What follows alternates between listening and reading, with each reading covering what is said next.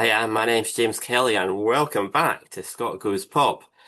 3 days to save the independence cause, the independence movement. Sounds like an overdramatic headline, but I think in this case it is justified because a real crisis point is coming up for our movement on Saturday when the John Swinney leadership of the SNP will try to push through this incredibly unwise strategic plan to effectively require an SNP overall majority of seats in the Scottish Parliament election next year to trigger an independence referendum. We'd be saying ourselves that effectively winning overall pro-independence majority between the SNP and the Greens wouldn't be sufficient, which is a very odd thing to say. It's like imposing a supermajority on ourselves that Westminster hasn't imposed. Why are we making life harder for ourselves? The reality is that a single party SNP majority is not achievable. I mean, I'm sure if we set ourselves this impossible target, if we lumber ourselves with it, we will try our utmost to reach the impossible target, but we will fail. And we all know that we will fail. And the consequences of that are really horrendous because we'd be putting independence completely off the agenda for the next 5 years until 2031. And that would be the case even if we had just won a pro-independence majority of seats. Completely crazy because we had set ourselves a harder target before the election. But it's worse than that because we'd be setting a precedent. We'd be saying to Westminster that it's fine to tell us in future elections that we need an SNP overall majority, which will always be effectively unattainable, except maybe in miraculous circumstances. And of course, we will try and pull back from that impossible target. We will try and say you can't impose that target on us, but they will just say you set that precedent yourself. It will be held against us forever, just as once in a generation was held against us. We have got to avoid this completely unforced error somehow. Fortunately, there is hope because there are two amendments that would repair the harm in the main motion. The First Amendment basically just dispenses with the whole idea of trying to ask Westminster for a referendum and just goes back to the Nicola Sturgeon plan of a de facto referendum. It doesn't require an SNP overall majority to win a mandate in that de facto referendum. It would just be a case of winning 50% plus one among all pro-independence parties combined on the regional list vote. I fully support that. Barring acts of God or illness or whatever, I will be in Aberdeen and I intend to vote for that amendment.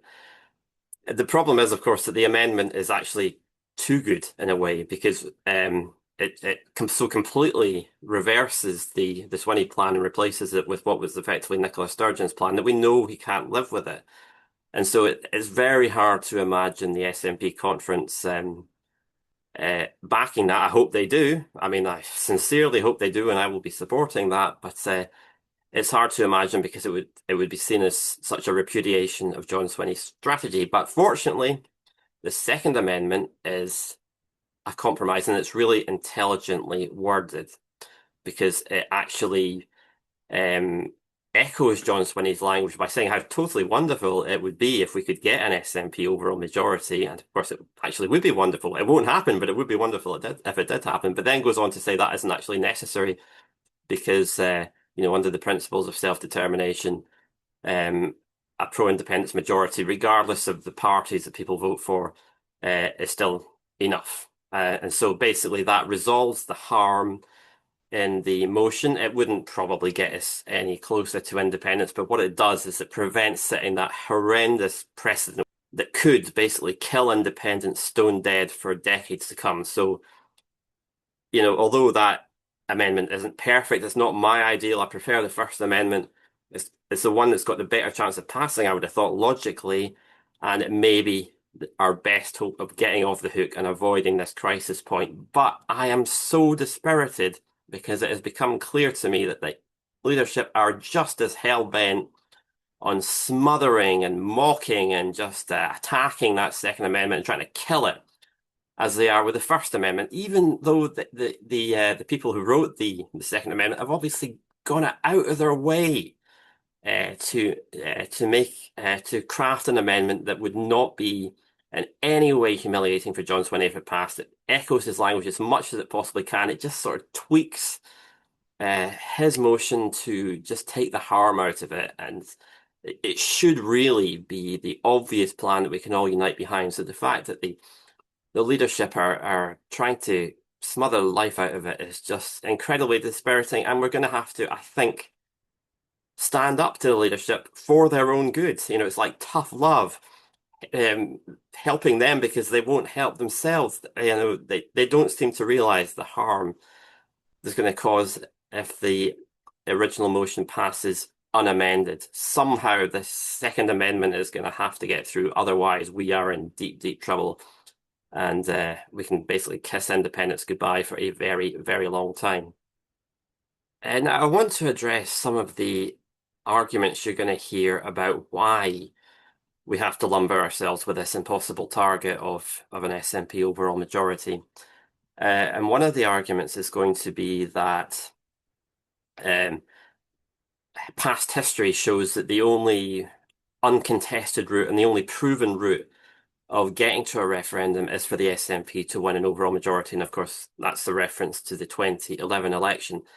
But the idea that that's a proven route is a classic logical fallacy. It's ascribing causation where you have no reason to think any causation exists, and there's certainly no evidence of any causation. It's a bit like saying, 3 weeks ago, I went to the bridge wearing a red jacket, and a fire engine came underneath the bridge at that moment. But then 2 weeks ago, I went to the bridge wearing a green jacket, and I waited and waited, and no fire engine came under the bridge. And then I went back a week ago wearing a green jacket again, and no fire engine came under the bridge. Therefore, I know that wearing a red jacket caused a fire engine to come under a bridge, whereas that actually doesn't logically follow. All you've established is that you were wearing a red jacket when the fire engine came under the bridge, and those two facts could be completely unconnected. And in this case, the fact that the SNP won an overall majority in 2011, and that was the only time a referendum followed, is essentially unconnected, because I recall that 2011 campaign. We were wondering, I was posting on political betting at the time. There was a lot of discussion about whether the result would produce an independence referendum or not, and we all were clear in our minds what the dividing line was. If the SNP and Greens in combination win a majority of seats, in all likelihood, there will be a referendum. If the SNP and Greens fall short, there will not be a referendum. And really, whether the SNP won an overall majority, which none of us anticipated, was neither here nor there. And I have no doubt that if the SNP had fallen short of a majority in 2011, but had won a majority in combination with the Greens, a referendum would still have occurred. It would have been very hard for the UK government to resist that, because the Scottish people would have clearly voted to have the choice. They hadn't had that choice for 300 years, well, even longer than 300 years, because they never had a choice in 1707 either. But that was the reason why it was so impossible for the UK government to resist it at that point. But then, having had the referendum, they could then come back and say, well, we've had the referendum, we've allowed that choice, we're not going to allow it again. And that's why there hasn't been any agreement to a referendum from the UK government in any subsequent Scottish Parliament. Got nothing to do with the fact that the SNP have fallen short of an overall majority in the subsequent elections.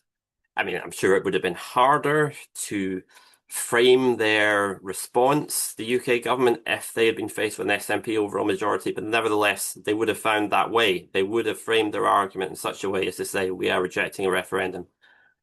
So the fact that there was an SNP majority in 2011 is not the reason why there was a referendum in that parliament. The fact that there were not SNP overall majorities in subsequent elections is not the reason why referendums did not follow those elections. That connection that is being made is a completely bogus one. It's a logical fallacy.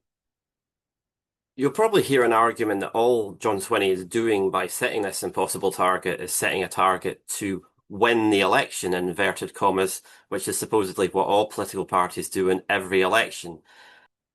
No, politicians do say they're going to win elections, but what they don't do is boast that they're going to walk on water and then actually climb out of the boat and try to walk across the Sea of Galilee, which is the equivalent of what we're talking about here. In a proportional representation system, winning an election, it may be foolish actually to use that word at all, but because proportional representation is not geared towards single parties winning a majority. Winning can only really mean, in the vast majority of elections, being the largest single party, but short of a majority. Regular readers of my blog may remember many, many years ago, I had this kind of slightly tetchy exchange with a German reader of Scott Goes Pop, who pointed out that in German federal elections and also in German regional elections, when a party achieves that, when they win the largest number of seats, when they're the largest single party, even if they're well short of a majority, it is absolutely standard, and he showed me examples of this, for the German media to headline that as klarer Sieg, clear victory.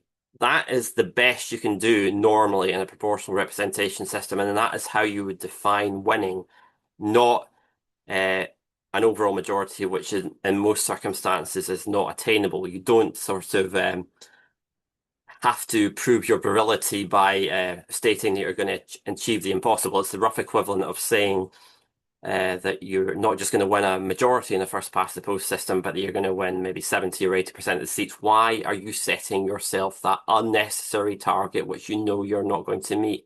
Are you just trying to be macho or what? What is the point of saying you can do something which you cannot do? That is not normal behavior for any political party or any politician in an election. It is not what they normally do. They normally just say they're going to win in an ordinary sense, not in this kind of super duper unattainable sense. As I pointed out in previous videos and in previous blog posts, if we sort of hypothetically go along with this crazy idea that an overall majority is possible, there are only two ways you can achieve it. One is to get back to the list vote level that the SNP were at in 2011 when they got 45% of the vote on the list. And that allowed them to win an overall majority involving a lot of list seats. They were nowhere near winning an overall majority in constituency seats alone. They needed those list seats, but they needed 45% of the list vote to get there. So the SNP would have to jump from the mid to high 20s to 45% on the list vote next year. Even with Nicola Sturgeon at the height of her powers in 2021, she was only getting 41% of the list vote. How on earth do we think we're going to get to 45% now in these much more challenging circumstances? That's one way you can do it, 45% on the list vote. The other way is to win literally 90% of constituency seats. Now, I cannot get any clarity on how on earth the SNP leadership think they're going to do it. Is it going to be the list route, or is it going to be the constituency route? Either way, it looks impossible, but you would think they would at least be able to define what they're targeting. The best I've heard is, oh, of course it's possible to win 90% of the constituency seats because we almost did it in 2021. Yeah, you almost did it when you were on 48% of the constituency votes, something that practically no party in Western Europe would be able to do in a normal election. That was an abnormal situation. We are no longer in that kind of abnormal situation. It was wonderful while it lasted, but those days are over. Now, the closest thing I've heard to a superficially reasonable argument as to why the overall majority may be possible is that in 2011, the SNP didn't just achieve the overall majority, but they did it by coming from behind.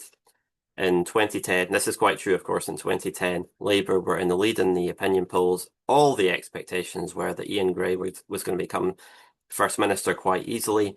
And then there was this incredible turnaround, and the SNP didn't just leapfrog Labour, they just went way past them and did the impossible and won an overall majority. Now, that sort of turnaround does not happen very often. It is incredibly rare, but it did happen on that occasion. So, yeah, theoretically, there is a precedent. If exactly that happened again, then we could get an overall majority for the SNP. But it will not happen again, and I'll tell you why. In 2011, the SNP had only been in power for 4 years. During that time, they were a minority government, not a minority government in the way they are now, where they're just barely short of a majority, but they were way, way short of a majority. So there was still an element of novelty to SNP government. Voters were willing to cut them a lot of slack because they could see they didn't have the power to just pass any legislation they wanted. They had to do deals with opposition parties. So there was a lot of goodwill towards the SNP, and a degree of forgiveness when things went wrong because it didn't seem to be clearly the SNP's fault. Whereas now, 2025, the SNP have been in power for 18 years. By next year, it will be 19 years, and voters are a lot more jaded. Look at, for example, this recent Ipsos poll of Scottish voters. 51%, just over half, think the Scottish Government has done a bad job of managing Scotland's economy since the last Scottish Parliament election. 63% of Scots lack confidence in the SNP's long-term economic plan. There are lots of poll results showing a great deal of dissatisfaction with the SNP's policy delivery. I think that is just inevitable. After this length of time of a single party being in power for this long, I mean, by next year the SNP will have been in power for longer than the 18 years that the Thatcher Major government was in power. It is an incredibly long time, and it is just entirely normal that dissatisfaction and disillusion has set in. And against that backdrop, we are incredibly lucky, and we should count ourselves incredibly lucky that the SNP are holding on to a decent, vote share in the 30s in terms of the constituency ballot and have a good chance of remaining the largest single party. But we should not slip into delusion of thinking that from this position it is possible to achieve a 2011 result or a 2011 turnaround. That is not going to happen because the circumstances that were there in 2011 are not there now. It's just not the SNP are just not farming on that kind of fertile ground. It's just not conceivably possible to get to an overall majority. I think it's possible the SNP could certainly increase their list vote into the 30s, but they're not going to get to the mid-40s. That's not realistic. And it's only in the mid-40s that you're going to win enough list seats that there is a list route to a majority. And if you fall well short of the mid-40s on the list vote, you really have to do it on constituency seats alone. 65 out of 73 constituency seats, 90%, never been done. Not in 2021, when the SNP were on 48% of the constituency vote. It is not going to happen. Let's get real. We are lucky that the SNP are on course to be the largest single party in spite of the public disillusion, so the strategy should seize that luck, and it should be crafted with that good luck in mind. And it should not be ungracious and churlish and stamp its feet and say, this isn't good enough for our strategy. We demand a much better situation. We demand 10% more support. Come on. We are in such a fortunate situation. The SNP can remain the largest party. It's perfectly possible that we can retain a pro-independence majority with the SNP and Greens combined. That is all we need, unless we stab ourselves in the back, which is basically what we're doing with this crazy idea. Please, I urge you, if you're a delegate at the SNP conference, please back one or both of those first two amendments, and let's avoid this harm while we still have the chance. Thank you and good night. I'm James Kelly of Scott Goes Pop. Have a good evening.